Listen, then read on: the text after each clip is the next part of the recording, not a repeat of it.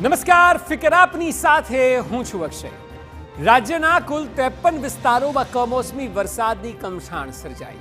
સૌથી વધુ ભાવનગરના સિહોરમાં 1.46 ઇંચ એટલે પોણા 2 ઇંચ કમોસમી વરસાદ વરસ્યો।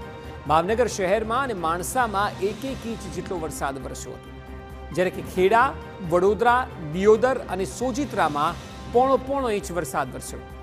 વાવાઝોડાને પગલે અમદાવાદમાં પણ 23 જેટલા વૃક્ષો ધરાશાયી થયા હતા।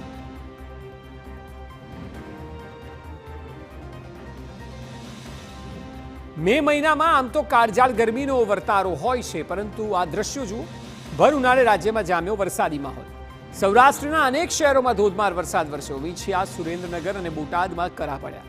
લીલાછમ ખેતરોમાં પથરાઈ સફેદ ચાદર। તો આ તરફ રાજકોટ અને ભાવનગરમાં પણ કમોસમી વરસાદ વરસ્યો। શહેરોમાં વરસાદને પગલે ગરમી સામે નાગરિકોને રાહત મળી, જ્યારે ગ્રામ્ય પંથકોમાં કમોસમી વરસાદે ખેડૂતોની ચિંતા વધારી।